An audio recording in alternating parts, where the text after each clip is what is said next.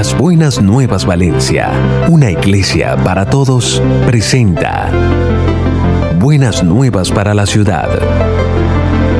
Un mensaje práctico y motivador. A partir de este momento, dispón tu corazón para recibir en él la palabra de Dios. Recibamos con un fuerte aplauso este segundo tema de la serie La Fe de la Siguiente Generación. Bien, en esta serie, cuando nosotros como familia pastoral decidimos escoger esta serie, empezó primero por una conversación. Nosotros, aunque ustedes no lo crean, nosotros tenemos ciertas conversaciones en casa y siempre nuestras conversaciones son conversaciones de iglesia.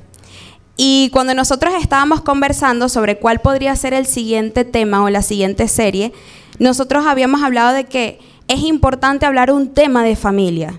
Es muy importante hablar qué es lo que pasa con nuestros adolescentes, qué es lo que pasa con nuestros niños, qué es lo que pasa con los padres.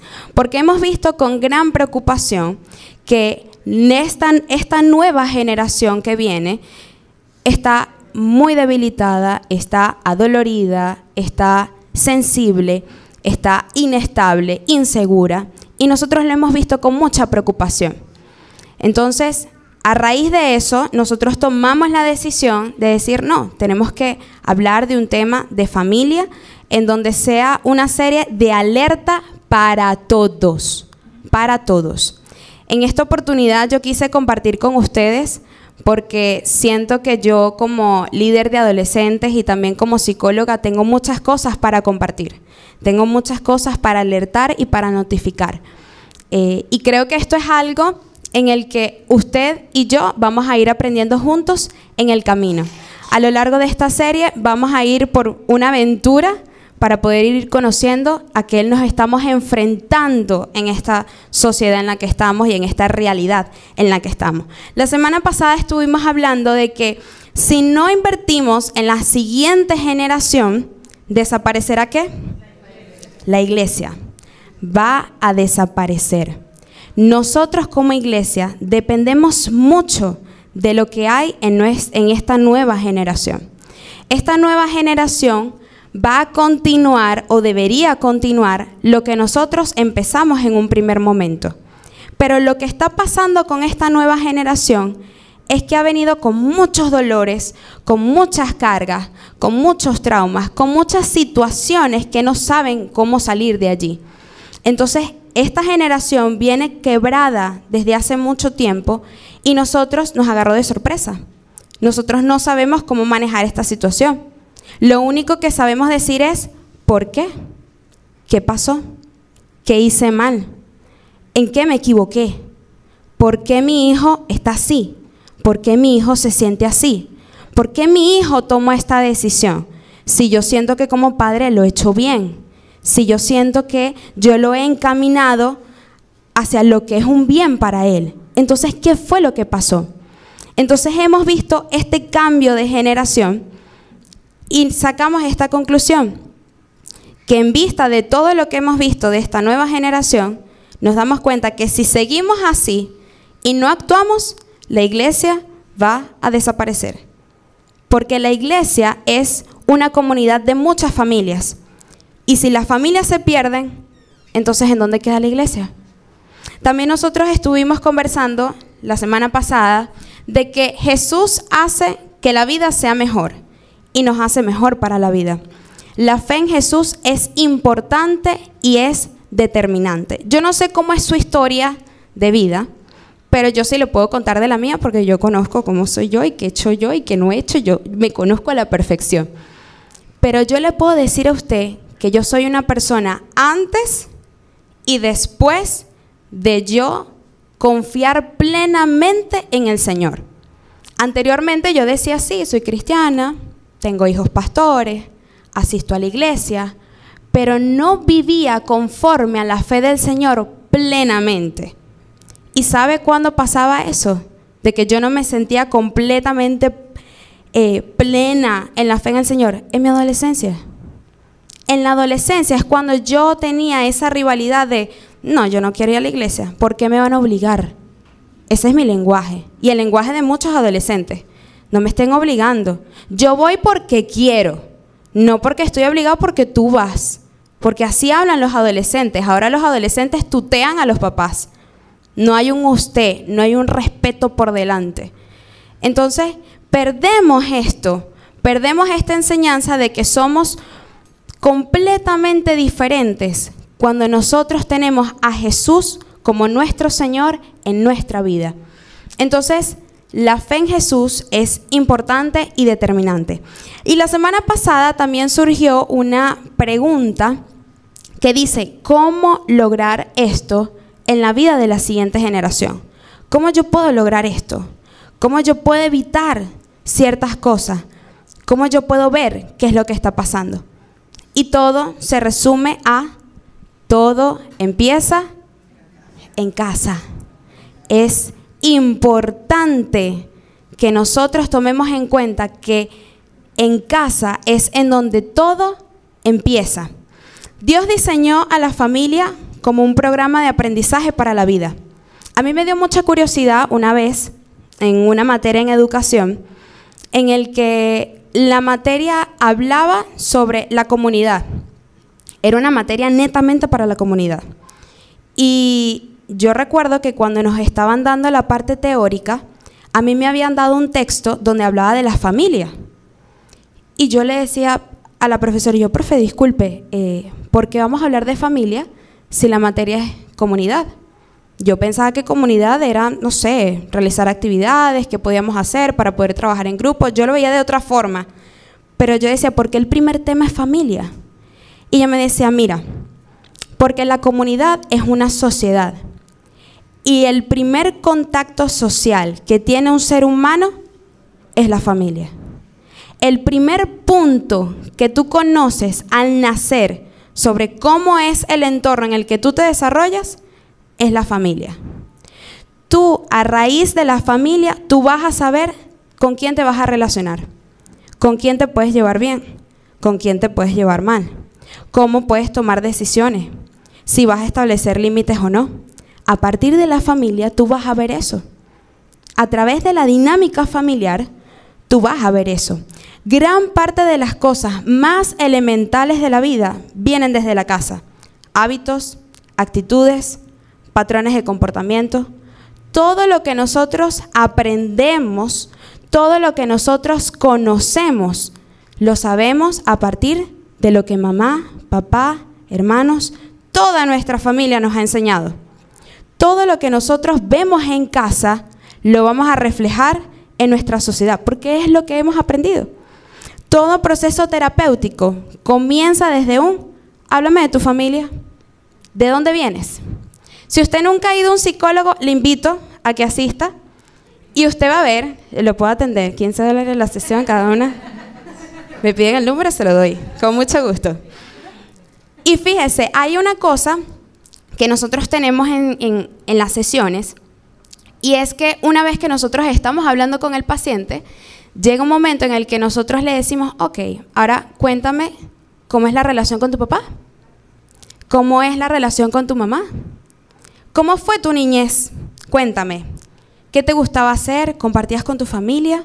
¿Compartías con tus abuelos? ¿Cómo es tu relación con tus tíos? ¿Vivías con quién? ¿Vives con quién? Todo gira en torno a la familia. ¿Por qué? Porque la familia es el punto de partida de muchas cosas que nosotros vivimos. Es impresionante.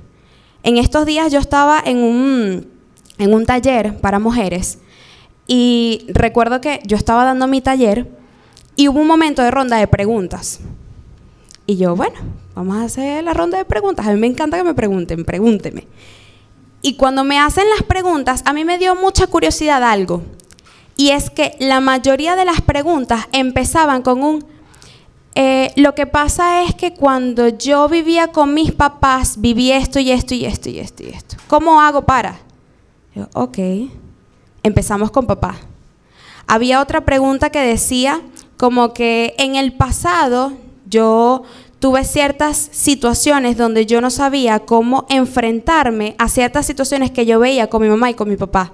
Y siendo que lo estoy viviendo en mi relación, ¿cómo hago? O sea, ok, volvemos a hablar de mamá y papá, volvemos a hablar de familia. Entonces eso significa que la familia influye mucho en lo que podemos estar viviendo en el presente y probablemente en el futuro, si nosotros no lo trabajamos. Si nosotros no decimos, ok, yo siento que hay algo acá que me está resultando complicado, que me está resultando inestable, descubro que es algo que yo he aprendido en casa y si yo no lo trabajo, me voy a quedar ahí. Si yo no lo trabajo, lo voy a seguir repitiendo. Hay muchas situaciones en las que hay mujeres que ante una ausencia de padre van a ir buscando una pareja donde sea una persona ausente, donde sea una persona donde para ellas va a ser carente de afecto. O en otras situaciones hay mujeres en donde buscan varios hombres en busca de afecto porque hubo una ausencia de padre, porque la ausencia de padre marca muchas cosas. Entonces, aquí aprendemos de que la familia para el Señor es como un programa de aprendizaje para nuestra vida. Fíjense en algo, en Deuteronomio capítulo 6, verso 4, Deuteronomio es un momento importante en la Biblia porque es cuando es la entrega de los mandamientos. Entonces es un punto crucial. Entonces en el verso 4 dice, escucha Israel, el Señor nuestro Dios es el único Señor. En el verso 5 dice, ama al Señor tu Dios con todo tu corazón, con toda tu alma y con todas tus fuerzas. Continúa diciendo en el verso 6, grábate en el corazón estas palabras que hoy te mando. Aquí ya lo está diciendo, grábatelo. No es que lo vas a escuchar y después, se fue. No, grábatelo, quédatelo en tu corazón, ahí, estático. Y dice en el verso 7, incúlcaselas continuamente, ¿a quién? A tus hijos. Ahí no dice, resérvatelas, tú porque eres papá y los papás se las saben todo y los hijos no. No, ahí dice, incúlcaselas a tus hijos. Háblales de ellas cuando estés en tu casa y cuando vayas por el camino, cuando te acuestes y cuando te levantes. Fíjense, es todo un proceso educativo lo que el Señor nos está mandando. Lo que el Señor les está diciendo a los padres es, crea el hábito a tus hijos de que puedan aprender de mí, de que hay una palabra del Creador, que fue el que te creó a ti, que tú debes cumplir, que tú debes establecer en tu vida. Y eso es algo que nosotros tenemos que enseñarle a nuestros hijos. Hay algo que es importante y en la vida de un niño es algo inolvidable y es importante. Y es lo que usted puede hacer con él en un día. Los momentos más importantes en los que usted esté o no esté, para él es importante. Todo lo recuerda. Por ejemplo, yo recuerdo perfectamente cuando mi papá llegaba y en las noches, él siempre dice que cuando él me ve así, dormida, él se le arruga el corazón. Pero él también tenía una costumbre cuando yo era niña, y era que él llegaba y me decía, mira, vamos a leer una historia. Y eso a veces lo hacía mi papá o lo hacía mi mamá. Vamos a leer una historia de la Biblia. Y me sacaba mi Biblia infantil, bella por cierto, bella mi Biblia. Me sacaba la Biblia y me decía, bueno, ayer quedamos en esta historia, vamos a leer esta otra historia. Me las estaba inculcando. Antes de dormir ya me lo estaba inculcando. Cuando me levantaba, el agradecer todos los días al Señor, cada vez que me levanto, eso yo lo aprendí fue por mis padres. Yo aprendí que yo debo tener un tiempo de intimidad con el Señor por mis papás, porque yo veía que mis papás lo tienen. Yo veía cómo ellos a veces tenían un tiempo ahí misterioso y yo de niña yo decía, ¿qué es eso? Bueno, yo mejor no me meto porque si me meto me van a regañar, entonces mejor me alejo. Pero ya después de grande yo fui entendiendo, no, eso es su momento de relación con el Señor. Y después llegó un momento en el que ellos me lo estaban enseñando. Y después hubo un momento en el que ya yo lo estaba haciendo. porque es un proceso educativo que es fundamental para la relación, no solo de nosotros como hijos con el Señor, sino también de los padres con los hijos. Porque es importante establecer esa relación entre padre e hijo. Es muy importante, porque para nosotros los hijos es valioso tener tiempo de calidad con nuestros padres. Y que de alguna u otra forma nosotros podamos sentir de que nuestros padres están interesados en compartir con nosotros, están interesados en comprendernos, están interesados en enseñarnos. Y eso es algo que a nosotros es sumamente importante. Hay otro punto que es que nosotros somos seres sistémicos. Hay algo que se llama teoría general de los sistemas. Le explico rapidito en qué consiste. Habla esta teoría de que hay un sistema donde está compuesto por una serie de subsistemas, donde si uno de estos subsistemas se ve afectado, todo el sistema se verá afectado. ¿Cómo nosotros lo relacionamos con la familia? La familia es un sistema, donde los subsistemas son los miembros de esa familia. Si uno de los miembros de esa familia está mal, toda la familia está mal. Por eso es que cuando un papá, un hombre de casa, hace un mal negocio, toda la familia se ve afectada. Por eso es que cuando un hijo comete un error y todos los vecinos se enteran y llegan a oídos de los papás, toda la familia se verá afectada. Porque van a decir, ¿cómo manejamos ahora esta situación si todo el mundo se enteró? ¿Y cómo lo manejamos? ¿Y cómo lo controlamos? Generas un caos.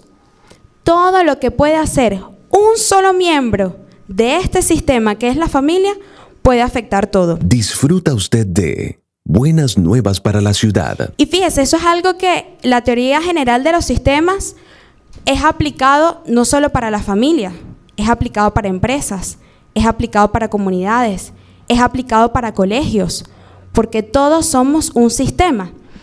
Nuestra vida está estrechamente vinculada con el sistema de valores y modelos donde nos formamos. La idea de Dios era que este sistema fuera saludable, fuera estable, no que fuera inestable. Dios quería que nosotros formáramos un sistema donde nosotros podamos sentirnos cómodos, podamos sentirnos plenos, donde si yo como hija me siento incómoda, o si yo como hija siento que hay algo que no cuadra, hay algo que yo necesito buscar de alguien, yo puedo hablar con alguno de los miembros de mi sistema y decirle a mis papás, epa, mira, tengo que tomar esta decisión, yo necesito que ustedes me ayuden. Yo recurro a ese sistema sano, pero si es un sistema inestable, inseguro, para nada sano, yo no voy a recurrir a él. Y probablemente yo pueda decir, este es un sistema inestable, yo me voy a buscar otro. Y a veces ese otro sistema no es el indicado. Pero como yo estoy buscando eso que yo necesito seguridad, yo necesito protección, a veces nos vamos por el rubro que no es. Nos vamos por el camino que no es. Porque lo que yo necesitaba en casa no me lo daban. Porque lo que yo necesitaba en familia no me lo daban. Entonces yo voy buscando por las ramas en donde yo puedo conseguir esa estabilidad. Ahora, ¿qué sucede cuando ese sistema nos hiere? Hay muchos adultos, de verdad, hay muchos adultos que se han visto afectados por lo que una vez vivieron cuando tenían 5 años, 4 años, 3 años, y lo recuerdan, y lo dicen cuando se puede, y lo manifiestan. ¿Sabes que yo cuando tenía 5 años, mi papá hizo esto y esto y esto y esto? Y una gama de situaciones que uno dice, Dios mío, tú tienes 34 años y lo dices. ¿Qué fue lo que tú viviste cuando tenías 5 años? Imagínense lo mucho que le llegó a afectar a esa persona. Y a lo mejor a ustedes le puede resultar algo como extremo, pero es que es verdad. Hay muchos adultos que se ven afectados por cosas que ellos vivieron en su infancia o en su sistema familiar.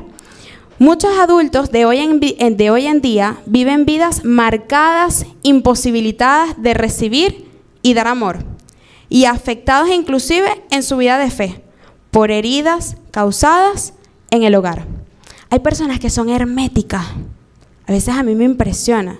Ustedes me ven así calladita, yo echo broma de vez en cuando, yo ando sonriente, pero yo los analizo a todos. A todos los analizo. Miren, con este tamañito que usted me ve aquí, con mi carita de tripona que me ven aquí, yo igual los analizo a todos. Yo digo, a que ya no le gustan los abrazos. ¿Cómo será esa vida? La familia, los papás. Vamos a ir viendo. O a veces uno ve como que, ay, Dios, a ese le encanta andar con una abrazadera todo el tiempo, Dios mío. Provocas, mandale a hacerle dibujitos para ver qué sale, a ver cómo era esa familia, a ver cómo empezó la abrazadera. Porque lo que nosotros vivimos con nuestra familia marca lo que nosotros hacemos en nuestro presente. Influye mucho en lo que nosotros somos en nuestro presente. Pero hay otra cosa importante en la familia, y es que, y quiero que preste mucha atención en esto, en lo que le voy a decir, y es que hay algo preocupante en muchas familias, y es que se ha estado presentando con mucha frecuencia las heridas parentales. Las heridas de la infancia son los patrones que repetimos según lo que vivimos en nuestros primeros años de vida. Surgen a partir de ciertas dificultades o experiencias dolorosas por las cuales desarrollamos ciertas conductas para sobrevivir o tolerar lo que vivimos en ese momento. ¿Sabe cuál es la mayor impotencia que a veces me da cuando yo atiendo a consejería a un adolescente y me dice que su problema es la familia, que hay algo en casa que le está afectando y que yo le tenga que decir, no puedes hacer nada? Honra a tu padre y a tu madre. No puedes hacer nada. Y tú sabes que lo que esos padres están haciendo le están afectando. Pero tú no le puedes decir, vete de la casa, enfréntate con ellos, dile de todo. No, yo no puedo, porque son menores de edad y ellos tienen que honrar a su padre y a su madre, no los pueden irrespetar. Pero tú por dentro, tú dices, los papás se las traen, los papás tienen un problema allí y está afectando a ese adolescente. Pero yo le tengo que decir al adolescente, aguanta. Espérate cuando cumplas 18 y tú verás qué hace. O yo llegar y decirle, mira, tú sabes lo que está pasando con tu mamá y tu papá. Tú sabes que eso está mal. Tú sabes que tú no quieres eso para tu vida. Entonces, encárgate de que cuando tú establezcas tu familia, no repitas eso. Genera un cambio. Mientras tanto, aguanta.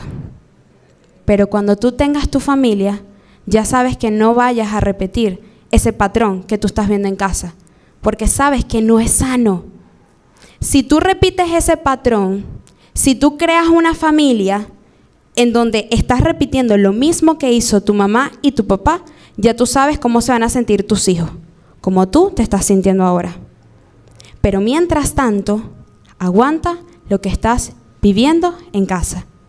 Cuando te toque a ti ser mayor de edad y tener una familia, no repitas eso. Ya sabes lo que tienes que hacer y lo que no tienes que hacer. Hay unas heridas muy comunes en la familia. Aquí yo le voy a mencionar unas cuantas porque son muy importantes. Son las heridas más frecuentes que uno ve. La primera es el rechazo. Esta percepción puede haberse dado a partir de una experiencia muy clara de rechazo, como también a partir de experiencias que fueron interpretadas como tal. Nos puede llevar a desarrollar patrones como buscar la perfección, ser complacientes, no ser auténticos en nuestras relaciones. Yo voy a tratar de ser una figura o una personalidad que no me corresponde para que la gente me acepte. Porque en casa mi papá me rechazó por como yo era. Entonces, si mi papá me rechaza por como yo era, entonces todas las personas que yo conozca me van a rechazar por como yo soy. Entonces, por lo tanto, yo voy a generar una máscara para que la gente me acepte. También hay otra situación con esto, lo del rechazo, es que tú buscas perfeccionar todo. Tú quieres ser como uno dice vulgarmente, mis perfecticos. Tú quieres que todo te quede a la perfección, para que nadie te descalifique, para que nadie te diga, eso no sirve, fuera de aquí, mejor lo hace tu hermano. Un rechazo completamente. Entonces tú lo que estás formando ahí es un ser humano que va a estar exigente con la perfección en tal punto que se puede llegar a ser enfermo. Un enfermo por la perfección. No hay grises, ahí es blanco o negro. ¿Lo hice bien? ¿Lo hice mal? No hay intermedio. ¿Puedo mejorar? No existe eso de puedo mejorar. Es o lo hiciste bien o lo hiciste mal. Si hoy lo hiciste mal, olvídate que mañana lo vas a poder mejorar. Olvídate. Porque hay papás que te forman de esa manera, a través del rechazo. Cuando usted ve a una persona que sea así, que todo el tiempo quiere ser perfecto y tal, o que vive de una máscara para que lo acepten, ya sabe que el inicio puede ser un rechazo en casa. El inicio de esa persona es que hubo un rechazo en casa. Otra de las heridas comunes es el abandono. Y me encanta mucho y me voy a detener aquí muchísimo porque me gusta este punto que dice: el abandono se refiere a experiencias de soledad profunda. Puede ser porque una de las figuras parentales no estuvo presente o porque no hubo una conexión emocional profunda. Es decir, hubo una ausencia de padre, ausencia de madre, alguna ausencia emocional dentro de ese sistema. Puede generar en nosotros tener una gran necesidad de aceptación, hiperdependencia o minimizar la importancia de las personas en nuestra vida. Yo voy a hacer un paréntesis acá. Hay algo que es común en las iglesias, común, y es que la mayoría de las polémicas que hay, siempre en una iglesia, la polémica que hay es el hijo del pastor o la hija del pastor.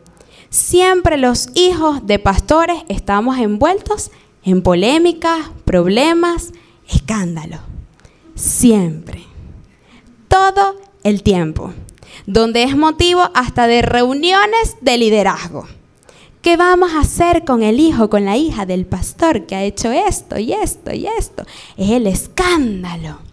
A veces líderes se sientan con el hijo del pastor. Dicen, tú tienes que ser ejemplo. Y tú tienes que comportarte. Y tú tienes que... Siempre una exigencia.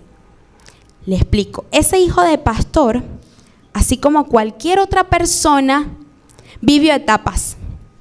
La niñez, la adolescencia, la juventud y la adultez. En la niñez, nosotros los hijos de pastores, como su hijo, en la niñez, nosotros todo lo que nos dice mamá y papá decimos amén. Claro, a veces tenemos ahí nuestro guanguancó y queremos rebelarnos ahí, ay, me porto medio mal, soy malcriada, no importa.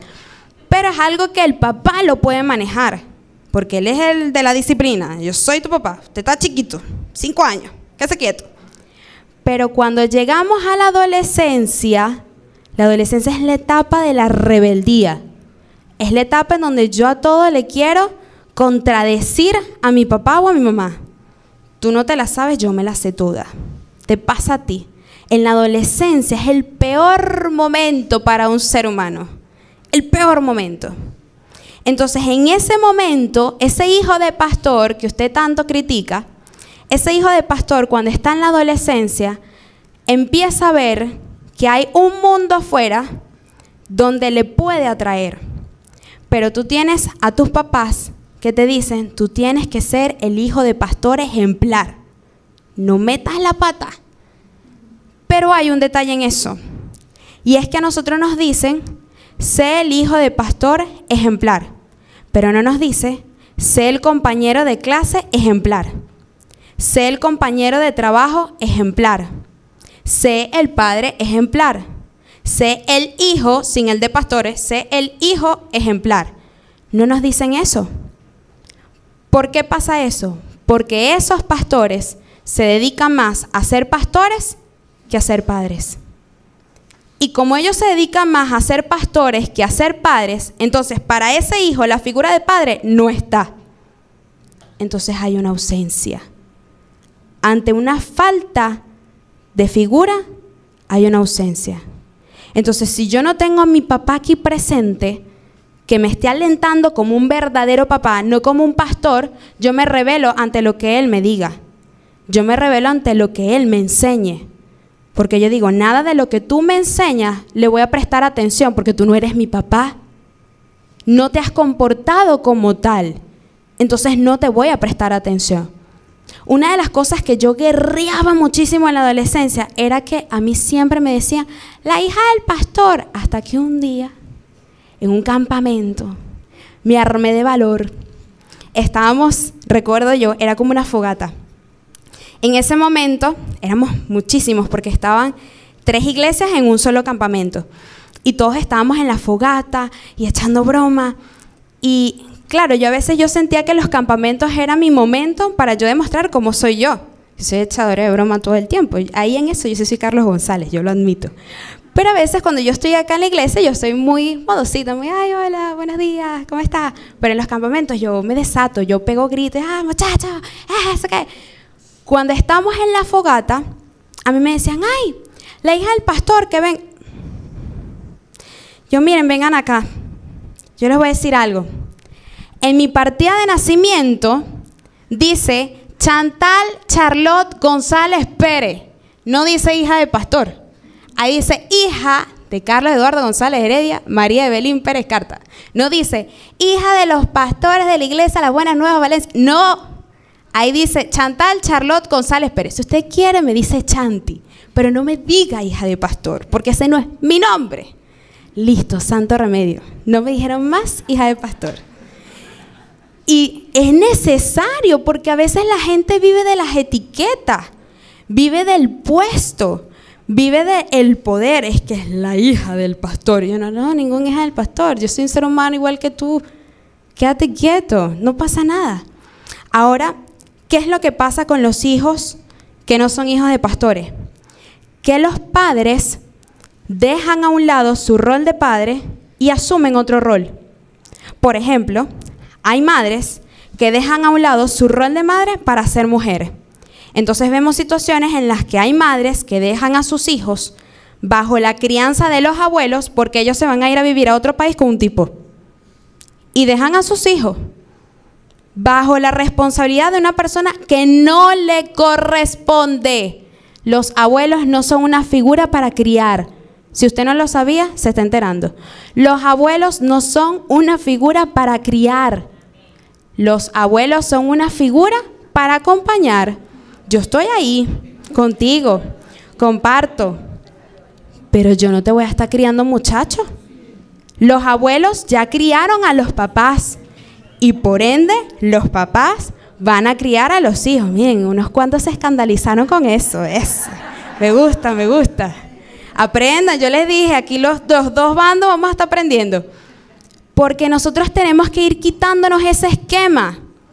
A veces hay padres que dejan su rol de paternidad porque quieren vivir en pareja con su nueva pareja, en otro país o en otro lugar. Entonces tú ves padres separados donde llega y dice, bueno, que se encargue la mamá. Yo lo veo los fines de semana. Mientras tanto, yo me voy de rumba y rumba con mi nueva pareja. O sabrá Dios con cuántas parejas más, porque también hay otros padres que les encanta tener parejas cada fin de semana, diferente. Pero el que está sufriendo no es esa mamá. Quien está sufriendo es el niño. El niño que no tiene esa figura. El niño que no tiene esa paternidad que tanto necesita. No la tiene. Porque los padres se dedican a otros roles. También hay padres que se dedican más al rol de trabajador que al rol de papá. Entonces dicen, yo me tengo que ir del país, buscar plata, buscar dinero, porque yo tengo que darle lo mejor a mi hijo. Pero te pierdes cierres de proyectos, te pierdes actos culturales, te pierdes actos de grado, te pierdes cumpleaños, te pierdes todos los eventos importantes para tu hijo, porque según tú, el dinero es más importante. Porque según tú, tu puesto de trabajo es más importante. Le digo, a su hijo no le va a interesar el día de mañana cuánto dinero usted le dio. No le va a importar. A él le va a importar cuánto usted estuvo y cuándo usted no estuvo. Hay cosas que yo le digo a mi papá, que le digo, mira, de verdad me quito el sombrero contigo, chamo. Tú en todos los cierres de proyecto estabas. Eres el propio Drupi. Todos cierres de proyecto estabas tú, chamo. Tú no te perdiste ni uno. Y mi mamá tampoco. Mi mamá era la fan número 1 en esos cierres de proyecto. Eso, vamos, la foto. Y yo buenísima, bailando en esos cierres de proyecto. Pero es que eso es lo que uno necesita. Como hijo, eso es lo que a uno le encanta. Pero si tú te pierdes eso, cálate después todo lo que tu hijo tiene para decirte cuando crezca. Incluso en la misma niñez. Porque hay niños que no miran para atrás, te lo dicen. Mira, ¿por qué tú no viniste? ¿Por qué tú no estabas? ¿Por qué yo no te vi? Niños de 6, 7 años, hasta 5 años. ¿No quisiste ir? Dime si no quisiste ir. Niños. Y eso pasa cuando hay un abandono, ya sea emocional o físico. Hay otra herida común y es que es la injusticia. Se refiere a la experiencia de haber tenido cuidadores fríos y autoritarios. Quizás solo nos dieron afecto a partir de nuestros logros, por lo que hubo necesidad de actuar para recibir amor. Nos puede llevar a desarrollar patrones como miedo a perder el control, dureza o búsqueda de poder y logro. A veces hay padres que son herméticos, son estrictos y son como un palo de cují, no los toques, no, están así. Y uno trata como de, mira, ¿sabes qué? No, eso no es así. Entonces son fríos y autoritarios y disciplina y no sé qué. Tú no puedes ser todo el tiempo recto. Tú no puedes ser todo el tiempo lineal. Porque tu hijo necesita también curvas. Tu hijo necesita afecto. Tu hijo necesita amor. Y tú no se lo vas a dar siendo una pared. Tú necesitas dejar a un lado esa frialdad, esa autoridad y darle esa curvatura, darle ese cariño que tu hijo necesita. Hay otra herida común que es la humillación. Se refiere a experiencias en las que los cuidadores dieron el mensaje de que éramos insuficientes, que éramos malos, tú no sirves para nada, tú no vas a lograr nada, tú crees que eso es mucho. ¿No ves el hijo del vecino que lo hizo mejor que tú? ¿Tú crees que tú vas a llegar hasta ahí? Tú no vas a llegar ahí. Tú vas a llegar a menos. Confórmate con lo poquito que tienes. Eso es humillación. Nos puede llevar a desarrollar patrones como tener dificultades con el disfrute. Nada bueno que yo pueda ver lo voy a disfrutar. Porque me humillaron. Me dijeron que todo lo que yo haga o diga no va a servir para nada. Entonces no voy a disfrutar nada de lo que se me presente. Tener baja autoestima y problemas con el autocuidado. Yo veo con mucha preocupación padres que le dicen unas barbaridades a los hijos y a veces delante de los demás. No es que este es mejor que el otro, es que este hijo me salió mejor que el otro. El otro yo no sé qué le pasó, como que lo hice mal. Y uno, Dios mío, pero ¿por qué tú dices eso? Es tu hijo. No es tanto que lo digas delante de otras personas, no, es que lo dices. No digas esas cosas. Tu hijo es tu hijo. A donde sea que vaya, tu hijo es tu hijo. No tienes por qué estar comparándolo, ni con el hermano, ni con la vecina, porque cada ser humano es completamente diferente. Es completamente diferente. Yo nunca viví de las comparaciones, gracias a Dios. Pero sí he vivido de personas que me comparaban con otras personas. Y eso es algo que yo no vi en casa, lo vi fuera. A veces habían personas que yo de verdad, en mi sano juicio, tranquilamente, como yo siempre soy, ay, no digan así. Siempre he sido tranquilita. Yo le digo, epa, no haga eso. Su hijo se va a sentir mal.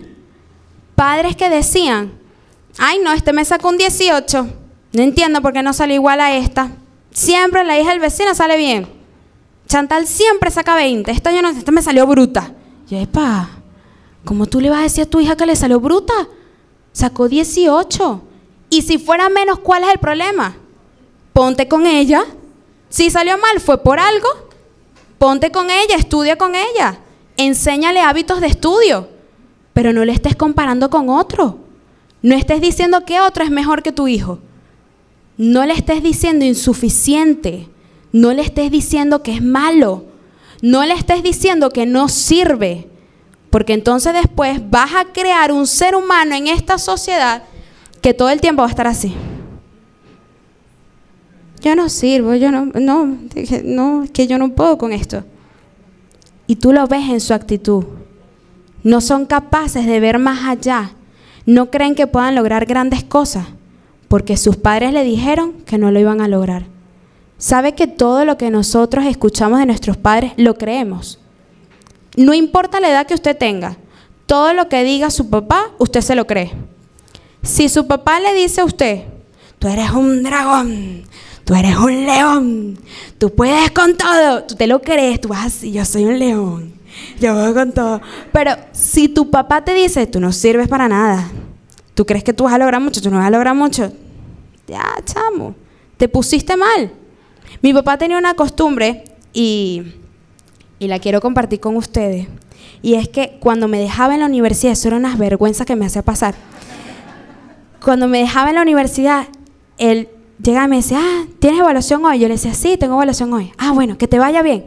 Cuando yo abro la puerta, bendición, me gritaba y ese gentío en el estacionamiento, ¡eres Elastigirl! ¡Gana! Y yo, papá. Yo, bendición. Tiraba la puerta, salía corriendo. Y hubo una vez que un compañero de clase me escuchó y me dijo, Chantal, ¿qué te dijo tu papá? Y yo, no, es que eso es motivación. Mi papá es un hombre de motivaciones, él es así. Pero eso yo lo agradezco. Si mi papá no fuera así, sino que fuera el otro extremo, yo no estuviera aquí parada. Yo dijera, no, yo no sirvo para esto, yo no me voy a meter ahí. No, claro que sí puedo.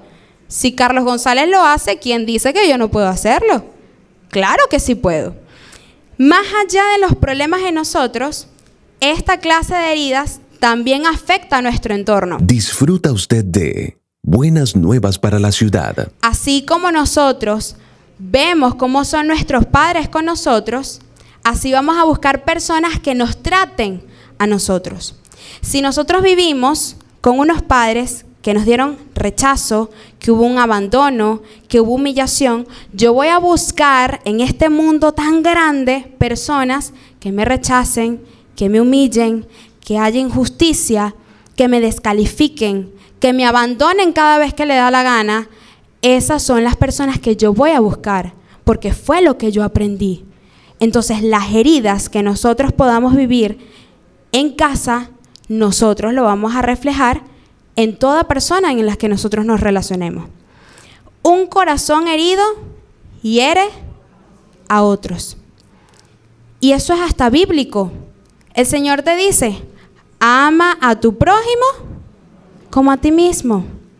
Si yo en mi corazón yo tengo heridas, lo que yo le voy a transmitir al otro son heridas. Si a mí mi papá me hiere, yo voy a buscar la manera de herir al otro. Porque mi papá me enseñó que eso es normal.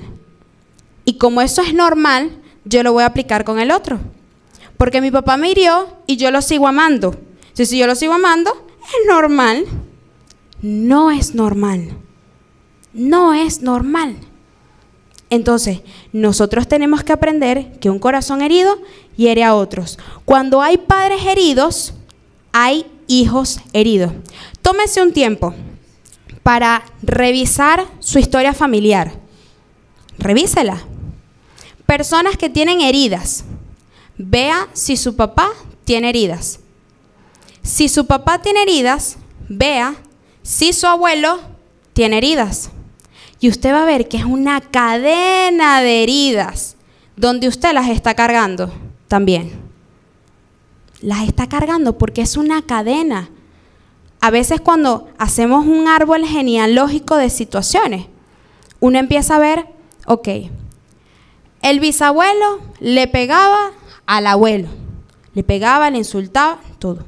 Ok, el abuelo le pegaba al papá, insultos, dele con todo, un palo de cojí, la manguera, dele, con la mata que más espina tenía, ese le daba. Y el papá se lo hacía al hijo. Una cadena. Es más, le digo, los abusos sexuales son cadenas.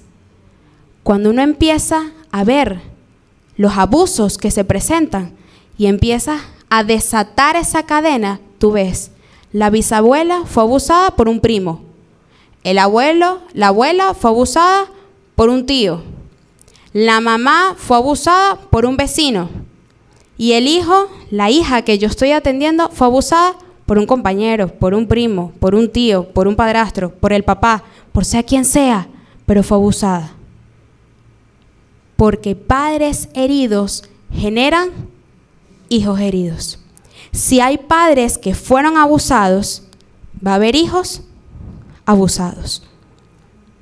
Y eso es algo que en las iglesias no se habla, pero es lo que más se ve.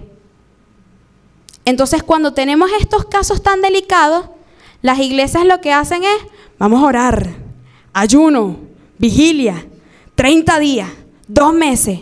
Ajá, ¿y funciona? No, no funciona. Entonces, lo que probablemente tú le puedes enseñar a esa víctima es que cada vez que recuerde ese momento le dé una pataleta espiritual. Porque ella cree que la solución es ayuno, oración, vigilia, nada más eso. Sí, yo creo en un Dios que todo lo puede. Yo creo en un Dios que sana. Yo creo en un Dios que me protege. Pero yo también tengo que reconocer que hay cosas de mi pasado que yo tengo que trabajar. Y que si yo las trabajo, yo evito que se repitan en un futuro. Que las enlazo con mi fe. Las enlazo con el Dios en el que yo creo. Pero yo tengo que trabajar esas heridas que tanto me han herido. ¿Qué hacer con esta situación? Es muy importante revisar, ya vimos todo esto, pero es importante saber qué puedo hacer. Número 1, buscar ayuda. Yo necesito encontrar esa ayuda. ¿Ayuda en qué?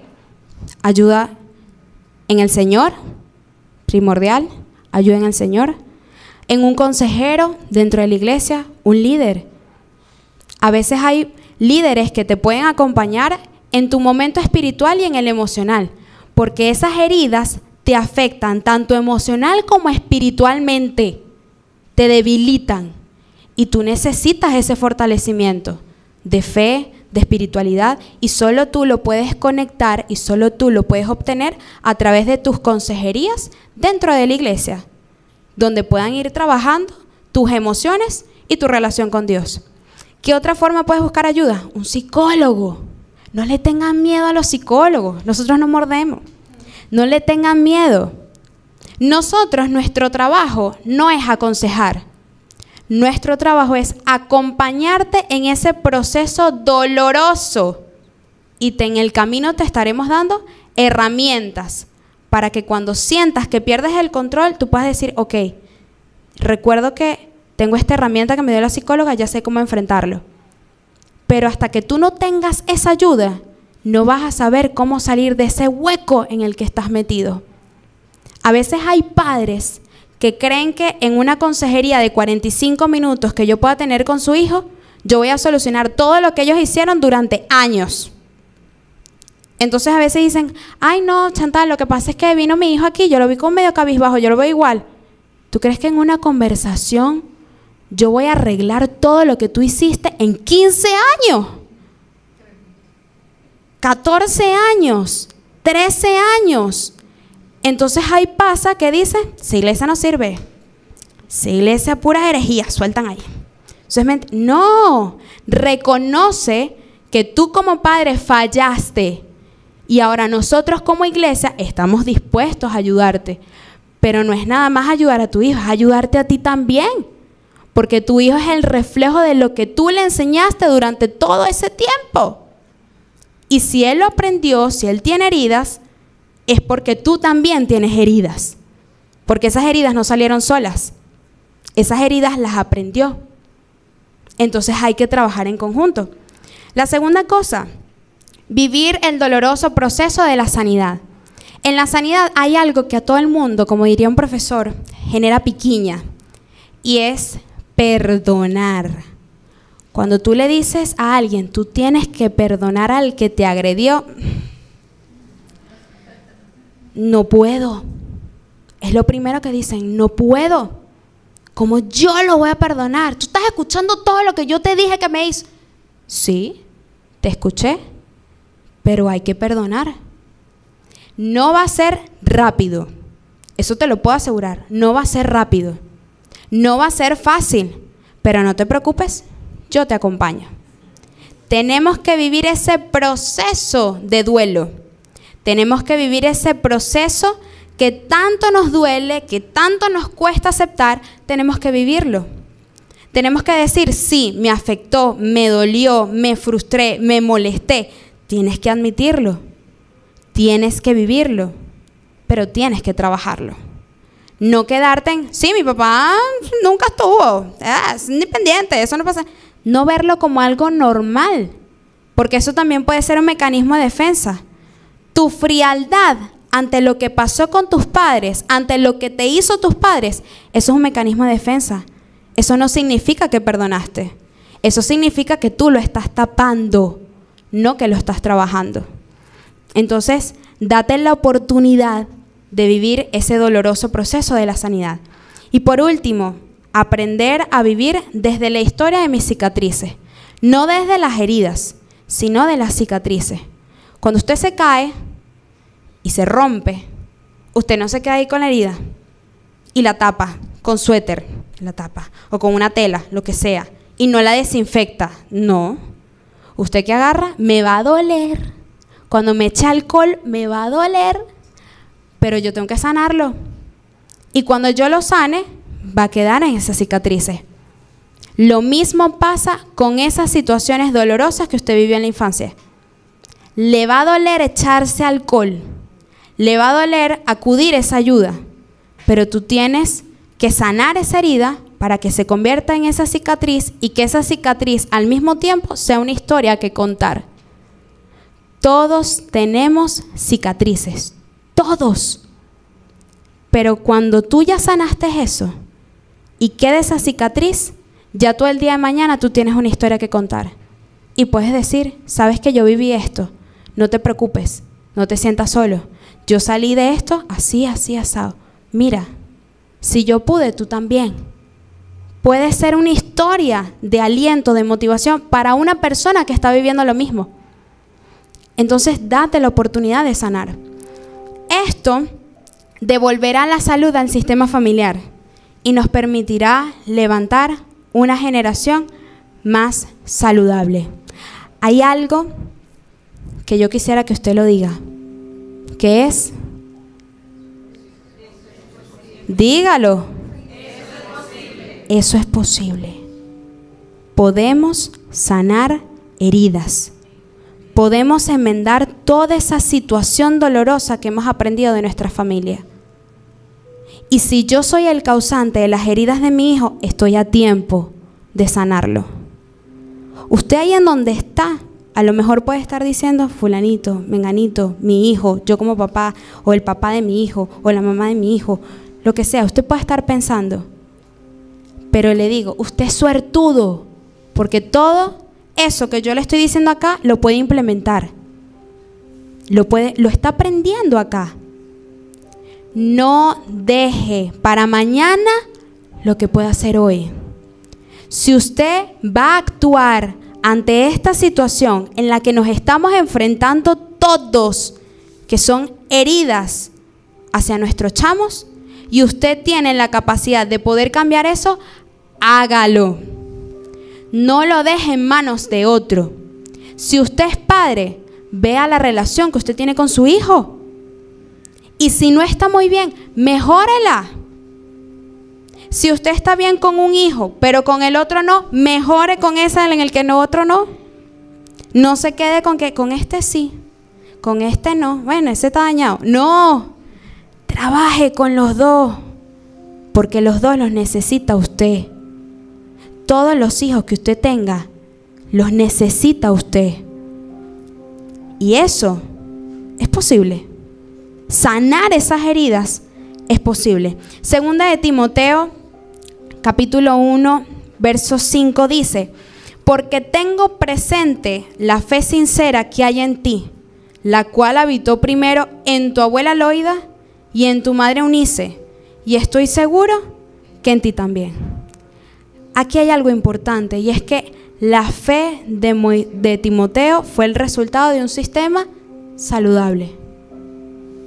Aquí me dice que la familia de Timoteo era un sistema saludable, donde el Señor le está diciendo, repítelo, repite ese patrón que lo aprendiste de tu abuela, de tu madre. No tienes excusa para salirte de ese carril porque lo has aprendido. No salgas de eso. En una oportunidad, una vez, mi papá estaba comentando que yo tengo una fe heredada. Y yo le decía, ¿qué es eso? ¿Cómo que una fe heredada?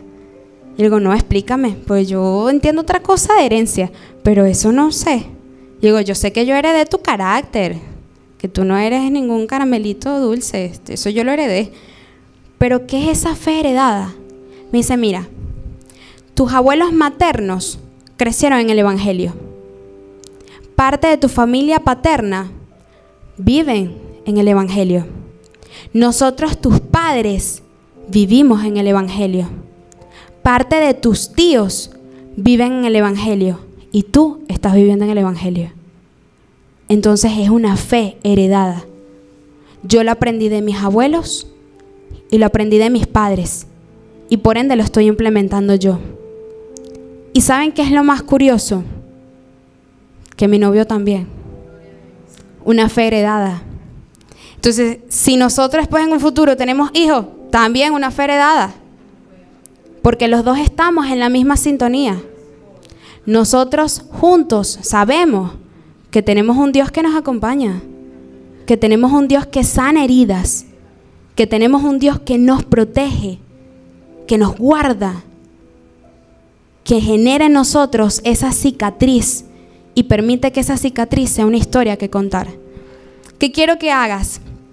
Identifica esas heridas que tú tienes y sigue el plan sugerido de hoy.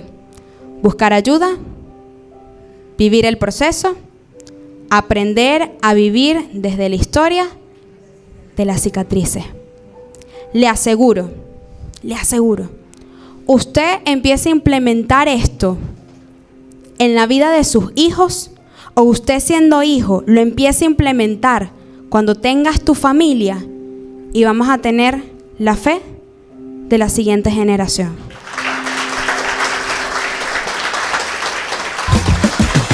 Hemos llegado al final de Buenas Nuevas para la Ciudad. Si deseas escuchar nuevamente este tema, visita nuestro canal en YouTube, LBN Valencia Oficial. Hasta pronto.